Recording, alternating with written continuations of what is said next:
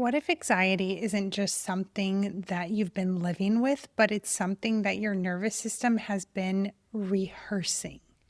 And if that's true, that means that you can intentionally begin rehearsing something completely different.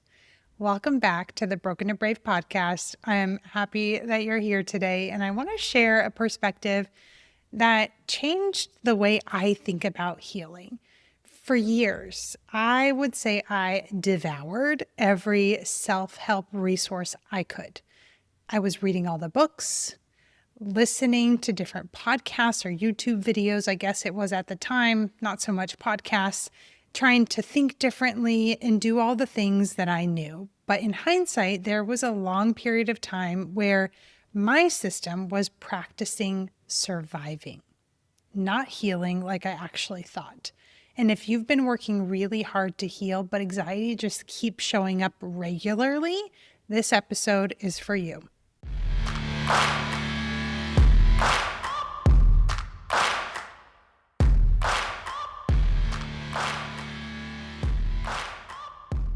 When you think about practicing or rehearsing, what comes to mind? Just in general. Doesn't have to be related to anxiety. When you think about practicing or rehearsing, what comes to mind? Maybe it's things like you practice the piano, or you practice a sport or public speaking. You're rehearsing your slides, right? And your nervous system, it isn't limited in that way. Okay, I want you to really think about this with me. So what I mean is it practices whatever you repeat, whether you mean to or not. So that's key. It practices whatever you repeat. If before leaving your house, you check in with your body and ask yourself, am I okay enough to go? If you wake up and before your feet even hit the floor, you ask yourself, well, how do I feel today? Is this going to be a good day or a bad day? If before driving somewhere unfamiliar, you notice your stomach tighten and then you immediately start planning an escape route, or if you're making a decision and before you ask yourself what you want, you're asking, well, can I handle it? Or maybe someone sends you a text that says, can we talk? And within seconds, your mind has gone straight to worst case scenario. Or maybe every time your heart races, you immediately start scanning your body to check, and then you Google it. Or maybe your child tells you that they don't feel well, and within seconds, your mind has jumped to the worst possible outcome. What is common?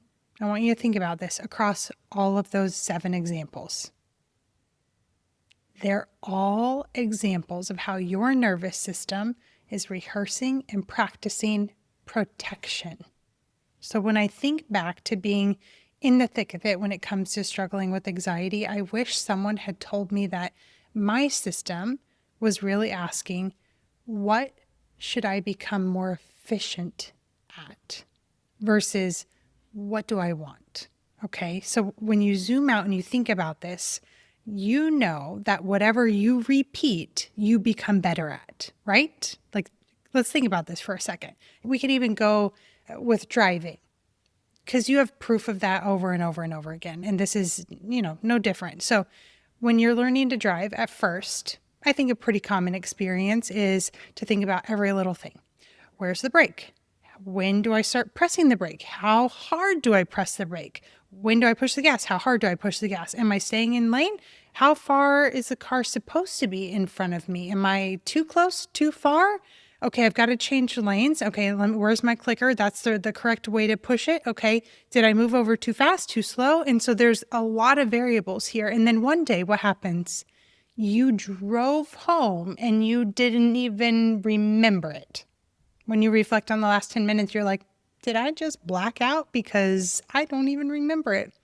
You repeated driving enough that something that was difficult, turned into something automatic. Your nervous system works the same way. Many of us accidentally become experts at surviving life. We've had years and sometimes decades of rehearsal. Every time you avoid because anxiety might happen, your system is thinking, good, we got out of there. That includes every reassurance, every escape, every time you check your body, every Google search. I guess I should say ChatGPT, Google, whatever. I'm combining two things that are not together. You know what I mean?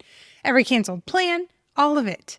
Your system gets better at whatever you rehearse, whether you actually want it or not. It doesn't know the difference between what you want and what you practice over and over again. Hear that again. Your system doesn't know the difference between what you want and what you practice over and over again. Okay? And so you're repeating that. And if you feel a bit stunned right now, I want you to resist the urge to do something. Resist the urge to believe any thoughts that tell you you're screwed up.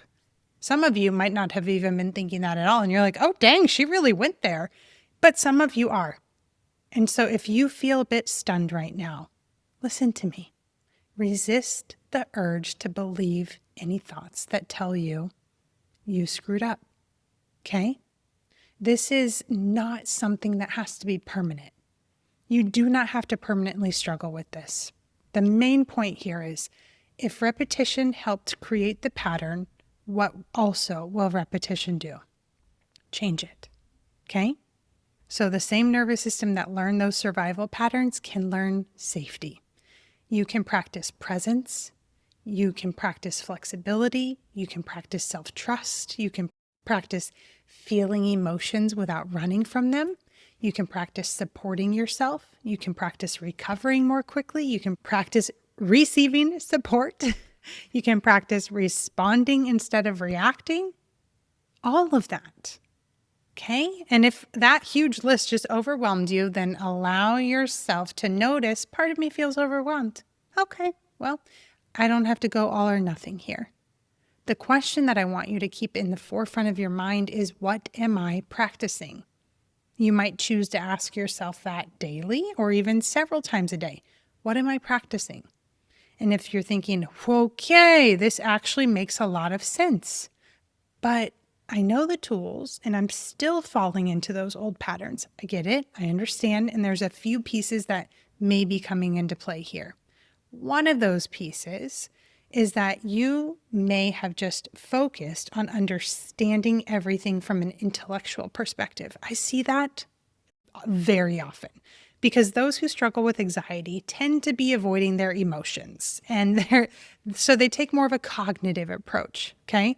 And what that looks like is practicing the tools.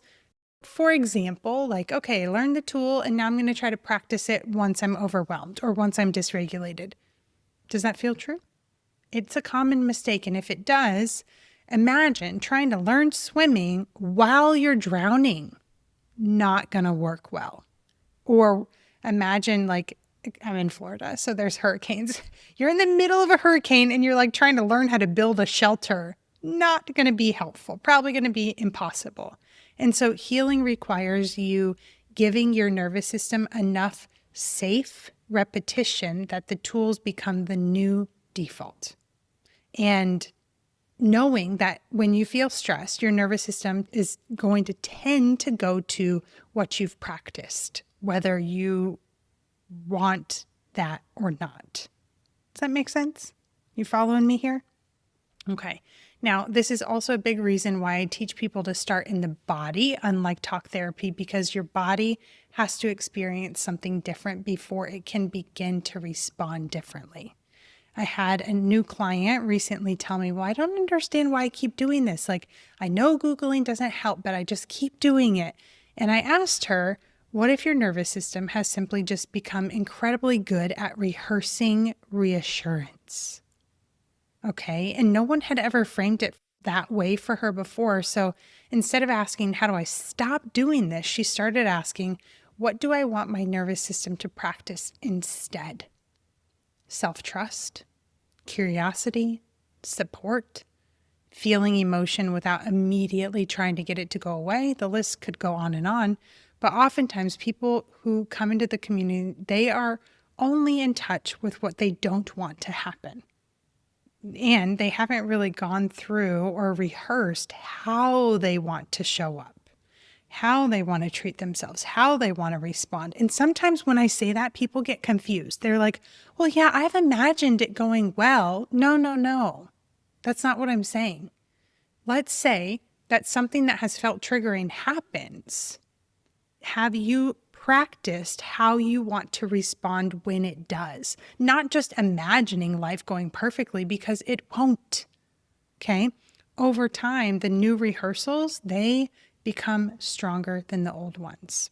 And I've said this before, and I'm going to say it again.